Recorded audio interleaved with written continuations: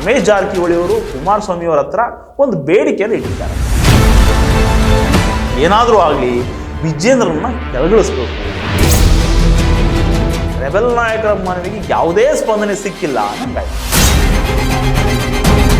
ಮಗನ ನಂಬಿ ನೀವು ಚನ್ನಪಟ್ಟಣ ಓದಿದ್ದೀರಾ. ವಿಜೇಂದ್ರರನ್ನ ಸಿಎಂ ಮಾಡಲೇಬೇಕು. ಅಧ್ಯಕ್ಷ ಪಟ್ಟಕ್ಕಾಗಿದ್ದ ಫೈಟು ಈಗ 100 ಕ್ಷೇತ್ರಗಳಿಗೆ ತಿರುಗಿಬಿಟ್ಟಿದೆ. ರಾಜಕೀಯ ಅನ್ನೋದು ಚದುರಂಗ.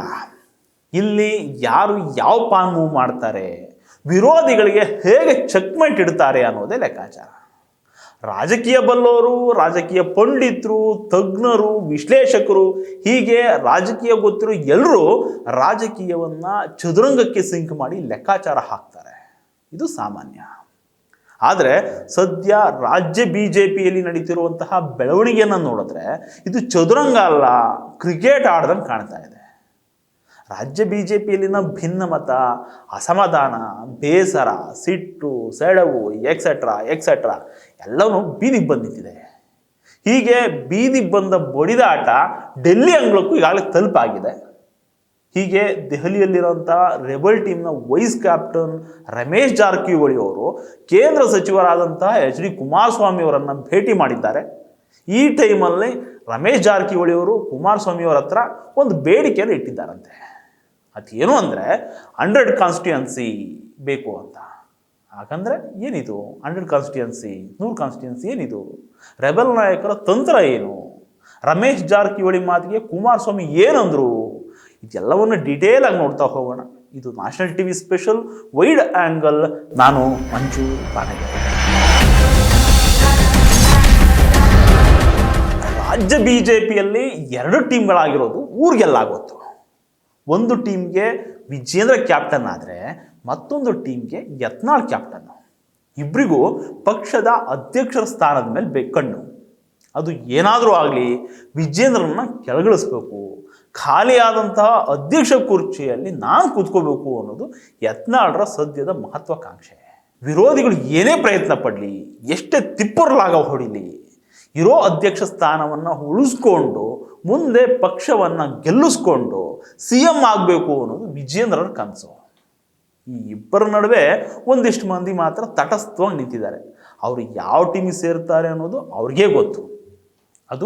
ಅದಾಗಿರಲಿ. ಈಗ ಮ್ಯಾಟ್ರಿಗೆ ಬರೋಣ. ದೆಹಲಿ ನಾಯಕರ ಬುಲಾವ್ ಬಂತು ಅಂತ ಹೇಳ್ಬಿಟ್ಟು ಯತ್ನಾಳ್ ಡೆಲ್ಲಿ ಸೇರ್ಬಿಟ್ಟಿದ್ದಾರೆ. ಅಲ್ಲಿ BJPಯ ಬಿಗ್ ಬಾಸ್ಗಳನ್ನು ಭೇಟಿ ಮಾಡ್ತಾ ತಮ್ಮ ಕಷ್ಟ, ನಷ್ಟ, ನೋವು, ಸಂಕಟ, ಬೇಡಿಕೆ ಎಲ್ಲನೂ ಡಿಟೇಲಾಗಿ ವಿವರಿಸ್ತಾ ಇದ್ದಾರೆ.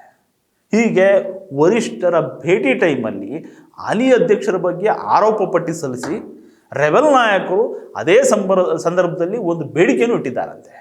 ಅದೇ 100 ಕ್ಷೇತ್ರದ ಜವಾಬ್ದಾರಿ, 100 ಕಾನ್ಸ್ಟಿಟ್ಯೂನ್ಸಿ.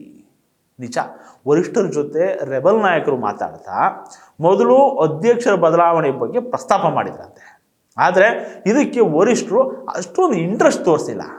ಜೊತೆಗೆ ವಿಜೇಂದ್ರರನ್ನ ಮೋದಿ ಮತ್ತು ಅಮಿತ್ ಶಾ ಅವರನ್ನೇ ನೇರವಾಗಿ ನೇಮಕ ಮಾಡಿದ್ದಾರೆ. ಈಗ ಬದಲಾವಣೆ ಮಾಡಿದ್ರೆ ಅದು ಸರಿ ಹೋಗೋದಿಲ್ಲ, ಅವರ ಟರ್ಮ್ ಮುಗಿಲಿ ಅಂದ್ರಂತೆ. ಅಲ್ಲದೆ ವಿಜೇಂದ್ರರನ್ನ ಕೆಳಗಿಳಿಸಿದ್ರೆ ಯಡಿಯೂರಪ್ಪನವರು ಸಿಟ್ಟಾಗ್ತಾರೆ. ಅವರ ಸಿಟ್ಟಿನ ಪರಿಣಾಮ ಕಳೆದ ಚುನಾವಣೆಯಲ್ಲಿ ಏನು ಅಂತ ಗೊತ್ತಾಗ್ಬಿಟ್ಟಿದೆ. ಸೊ ಈಗ ಅಧ್ಯಕ್ಷರ ಬದಲಾವಣೆ ಬಿಟ್ಟು ಬೇರೆ ಏನಾದರೂ ಇದ್ರೆ ಹೇಳಿ ಅಂದ್ರಂತೆ. ಆವಾಗ ಈ ರೆಬೆಲ್ ಟೀಮ್ನ ಸೀನಿಯರ್ ಪ್ಲೇಯರು ಅರವಿಂದ್ ಲಿಂಬಾವಳಿ ಅವರು ಒಂದು ಪ್ರಪೋಸಲ್ ಮುಂದೆ ಇಟ್ಟರಂತೆ. ಅದೇ 100 ಕಾನ್ಸ್ಟಿಟ್ಯೂನ್ಸಿ, 100 ಕ್ಷೇತ್ರಗಳ ಜವಾಬ್ದಾರಿಯನ್ನು ರೆಬೆಲ್ ನಾಯಕರು ಕೇಳಿರೋದು. ಅಂದರೆ ಮುಂದಿನ ರಾಜ್ಯ ವಿಧಾನಸಭಾ ಚುನಾವಣೆಯನ್ನು ಗಮನದಲ್ಲಿಟ್ಕೊಂಡು ನಮಗೆ 100 ವಿಧಾನಸಭಾ ಕ್ಷೇತ್ರಗಳ ಜವಾಬ್ದಾರಿ ನೀಡಬೇಕು, ಅಲ್ಲಿ ಕ್ಯಾಂಡಿಡೇಟು, ಕ್ಯಾಶು ಎಲ್ಲನೂ ನಾವೇ ನೋಡ್ಕೋತೀವಿ ಅಂತ ಹೇಳಿದ್ರಂತೆ. ಆಗ ಸಭೆಯಲ್ಲಿದ್ದಂತಹ ವರಿಷ್ಠರು ಪ್ರತಿನಿಧಿ ಇದ್ರಲ್ಲ, ಅವರು ನೋಡೋಣ ಮುಂದೆ ಹೇಳ್ತೀವಿ ಅಂದ್ರಂತೆ. ಅಲ್ಲಿಗೆ ವರಿಷ್ಠರ ಭೇಟಿಯಲ್ಲಿ ರೆಬೆಲ್ ನಾಯಕರ ಮನವಿಗೆ ಯಾವುದೇ ಸ್ಪಂದನೆ ಸಿಕ್ಕಿಲ್ಲ ಅನ್ನಂಗಾಯ್ತು. ಆದರೆ ಇಲ್ಲಿಗೆ ನಿಲ್ಲದಂತಹ ರೆಬಲ್ಸ್ ಮತ್ತೊಂದು ಪ್ರಯತ್ನವನ್ನು ಮಾಡಿದ್ದಾರೆ. ಅದೇನು ಅಂದರೆ ಅದು ಕುಮಾರಸ್ವಾಮಿ ಅವ್ರ ಮುಖಾಂತರ ಮಾಡ್ತಾ ಇರೋದು. ಯಾವಾಗ ತಮ್ಮ ಪ್ರಪೋಸಲ್ಗೆ ವರಿಷ್ಠರಿಂದ ಸೂಕ್ತ ಸ್ಪಂದನೆ ಬಂದಿರುವೋ ಆವಾಗಲೇ ನೋಡಿ ರೆಬೆಲ್ ಟೀಮ್ನ ವೈಸ್ ಕ್ಯಾಪ್ಟನ್ ರಮೇಶ್ ಜಾರಕಿಹೊಳಿ ಸೀದಾ ದಳಪತಿಯ ಕಡೆ ಹಾದಿ ತುಳಿದಿದ್ದು.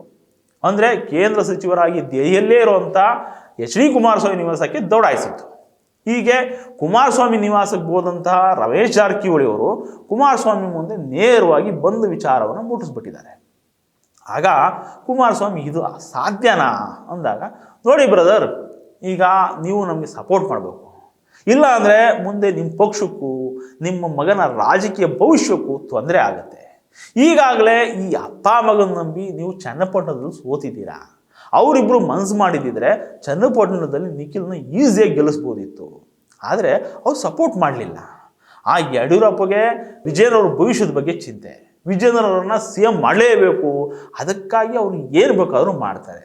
ನೋಡಿ ನಿಮ್ಮ ವಿಚಾರ ನೋಡಿ, ರಾಜ್ಯದಲ್ಲಿದ್ದ ನಿಮ್ಮನ್ನು ಪ್ಲಾನ್ ಮಾಡಿ ಬಲವಂತವಾಗಿ ದೆಹಲಿಗೆ ಕಳಿಸ್ಬಿಟ್ರು. ಯಾಕೆ ಹೇಳಿ, ನೀವು ರಾಜ್ಯದಲ್ಲಿದ್ದರೆ ವಿಜಯೇಂದ್ರ CM ಆಗಲ್ಲ, ಅದಕ್ಕೆ ನಿಮ್ಮನ್ನು ಪ್ಲಾನ್ ಮಾಡಿ ದೆಹಲಿಗೆ ಕಳಿಸ್ಬಿಟ್ಟಿದ್ದಾರೆ. ನೀವಿಲ್ಲದೆ ನಿಮ್ಮ ಪಕ್ಷ ಕೂಡ ದಿಕ್ಕಾಪಾಲಾಗ್ತಿದೆ. ಇನ್ನು ನಿಖಿಲ್ ಕುಮಾರಸ್ವಾಮಿ ಭವಿಷ್ಯ ಕೂಡ ಮಂಕಾಗ್ತಿದೆ. ಈಗ ನಾವೆಲ್ಲ ಎಚ್ಚೆತ್ಕೊಳ್ಬೇಕು ಬ್ರದರ್. ಅದಕ್ಕೆ ಅಮಿತ್ ಶಾ ಅವ್ರ ಜೊತೆ ಮಾತಾಡಿ ನಮ್ಮ ಬೇಡಿಕೆ ಬಗ್ಗೆ ಮನವರಿಕೆ ಮಾಡಿ 100 ಕ್ಷೇತ್ರಗಳ ಜವಾಬ್ದಾರಿ ನಮಗೆ ಕೊಡಿಸಿ. ಅವರು ಜಸ್ಟ್ ಕ್ಷೇತ್ರನ ಕೊಡಲಿ ಸಾಕು ನಮಗೆ. ನಾವು ಕ್ಯಾಂಡಿಡೇಟನ್ನು ಫೈನಲ್ ಮಾಡ್ತೀವಿ, ದುಡ್ಡು ನಮ್ಮದೇ ಇರಲಿ, ನಾವೇ ಗೆಲ್ಲಿಸ್ಕೊಂಡು ಬರ್ತೀವಿ. ಆಗ ನಾವು ಆಟ ಆಡ್ಬೋದು. ಒಂದು ವೇಳೆ ಮೈತ್ರಿ ಗೆದ್ರೆ ನಮ್ಮವರೇ CM ಆಗ್ಬೋದು, ನೀವೇ CM ಆಗ್ಬೋದು. ಆಗ ವಿಜಯೇಂದ್ರರನ್ನ ದೂರ ಇಡ್ಬೋದು ಅಂತ ಹೇಳಿದ್ರಂತೆ ರಮೇಶ್ ಜಾರಕಿಹೊಳಿ ಅವರು. ಹೀಗೆ ಸಾಹುಕಾರರ ಮಾತು ಕೇಳಿ ಕುಮಾರಸ್ವಾಮಿ, ನೋಡಿ ಬ್ರದರ್, ನೀವು ಹೇಳಿದ ನಿಜ, ಅಪ್ಪ ಮಗನ ಬುದ್ಧಿ ನನಗೆ ಗೊತ್ತಿಲ್ಲ ಅಂತ ಏನಿಲ್ಲ, ಆದರೆ ಮೋದಿ ಮುಖ ನೋಡ್ಕೊಂಡು ಸುಮ್ಮನೆ ಇದ್ದೀನಿ, ಆದರೂ ನೀವು ಹೇಳೋದ್ರ ಬಗ್ಗೆ ಯೋಚನೆ ಮಾಡ್ತೀನಿ ಅಂದರು. ಅಲ್ಲಿಗೆ ಇಷ್ಟು ದಿನಗಳ ಕಾಲ ಅಧ್ಯಕ್ಷ ಪಟ್ಟಕ್ಕಾಗಿದ್ದ ಫೈಟು ಈಗ 100 ಕ್ಷೇತ್ರಗಳಿಗೆ ತಿರುಗಿಬಿಟ್ಟಿದೆ. ಇದು ಎಲ್ಲಿಗೆ ಹೋಗಿ ನಿಲ್ಲುತ್ತೋ? ರೆಬೆಲ್ಸ್ ನಾಯಕರ ಬೇಡಿಕೆ ಈಡೇರುತ್ತಾ? ಅಧ್ಯಕ್ಷರು ಬದಲಾಗ್ತಾರಾ? ಕುಮಾರಸ್ವಾಮಿ ಏನು ಮಾಡ್ತಾರೆ ಅನ್ನೋದೇ $1 ಮಿಲಿಯನ್ ಪ್ರಶ್ನೆ. ನಮಸ್ಕಾರ.